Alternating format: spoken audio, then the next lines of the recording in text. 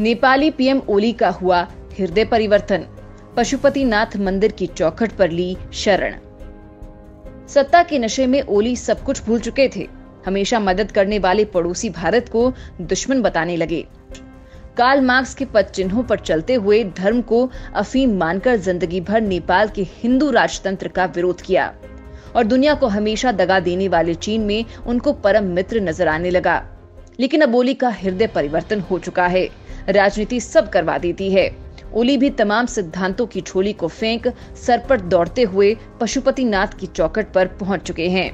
जिंदगी में पहली बार ओली न केवल मंदिर पहुंचे बल्कि बकायदा पशुपतिनाथ मंदिर में विशेष पूजा की और 1.25 लाख दीप जलाए। इतना ही नहीं, नेपाली पीएम ने पशुपतिनाथ मंदिर को सनातन धर्मावलंबियों के पवित्र स्थल के रूप में विकसित करने का निर्देश दिया। ओली नेपाल के पहले ऐसे कम्युनिस्ट प्रधानमंत्री हैं जो इस मंदिर में गए हैं। कभी दुनिया का एकमात्र हिंदू देश रहे नेपाल के पीएम ओली का ये अचानक हृदय परिवर्तन ऐसे समय पर हुआ है जब नेपाल में राजतंत्र को फिर से बहाल करने और देश को हिंदू राष्ट्र बनाने की मांग चरम पर है। नेपाली पीएम मंदिर गए और करीब 1.25 घंटे तक वहां पर रहे। नेपाली अखबार काठमांडू पोस्ट की रिपोर्ट के मुताबिक कार्ल मार्क्स को मानने वाले पीएम ओली अब तक किसी भी मंदिर में नहीं गए थे। ओली के अचानक इस दाव से विशेषज्ञ हतप्रभ हैं। ओली ने आखिर क्यों बदला चौला? नेपाल में इस वक्त पूरे देश में राजतंत्र को बहाल करने और नेपाल को हिंदू राष्ट्र बनाने की मांग जोरों पर है। प्रदर्शन हो रहे हैं और माना यह भी जा रहा है कि ओली ने इस यात्रा के जरिए संसद को भंग करने से उपजे असंतोष को कम करने के लिए किया है। ओली के इस कदम को संविधान पर हमला बताया जा रहा है। वहीं संविधान जो नेपाल को एक सेक्युलर राष्ट्र बनाता है।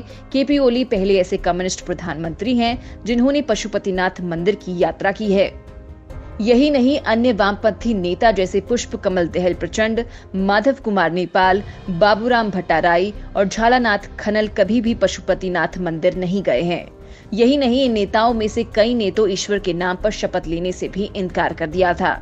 विश्लेषकों का मानना है कि ओली के इस मंदिर यात्रा के पीछे उनका राजनीतिक एजेंडा छिपा हुआ है। नेपाल के वामपंथी आंदोलन पर लंबे समय से नजर रखने वाले एक्सपर्ट्स के मुताबिक ओली अब धर्मनिरपेक्षता से छुटकारा पाना चाहते हैं। वो राजतंत्र समर्थक और हिंदू समर्थक मतदाताओं को अपनी पाली में लाना चाहते हैं। नेपाल में राजतंत्र समर्थक ताकतें और हिंदू समर्थक दल बिखरे हुए हैं और वे अलग अलग नामों से काम करते हैं। इनमें राष्ट्रीय प्रजातंत्र पार्टी का ही एक दल है जो संगठित होकर हिंदू राष्ट्र बनाने के लिए प्रयास कर रही है। संसद को भंग करने से पहले इस पार्टी के सांसद नेपाल में थे।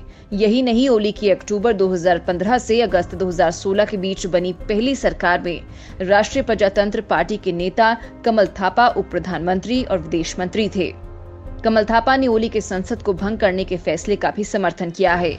ओली पहली बार मंदिर अब भले ही गए हैं, लेकिन उनका हिंदुत्व की ओर झुकाव पिछले कई दिनों से काफी बढ़ गया है। कुछ महीने पहले ही ओली ने दावा किया था कि भगवान राम का जन्म भारत के अयोध्या में नहीं बल्कि नेपाल में हुआ था। उन्होंने नेपाल के चितवन में अयोध्यापुरी बसाने का निर्देश भी दिया था।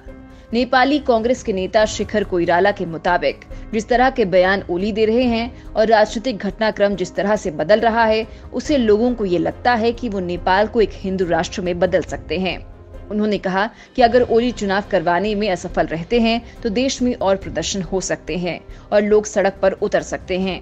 इससे पहले पिछले चुनाव में ओली राष्ट्रवाद की भावनाएं भड़काकर और भारत के खिलाफ जहर उगलकर सत्ता में आए थे। पूरे कार्यकाल के दौरान वो चीन के इशारे पर नाचते रहे। हालांकि अब ओली के रुख में बड़ा बदलाव आया है और वो अब भारत और चीन में संतुलन बना रहे हैं और नई दिल्ली को ये संकेत दे रहे हैं कि वो उसके साथ चलने को तैयार हैं। कई लोगों का ये भी कहना है कि साल 2014 में जिस तरह से पीएम मोदी ने पशुपतिनाथ मंदिर में पूजा की थी, उसी तरह से केपी ओली ने पूजा की है। ओली के इस दांव से नेपाली राजनीति गर्म हो गई है।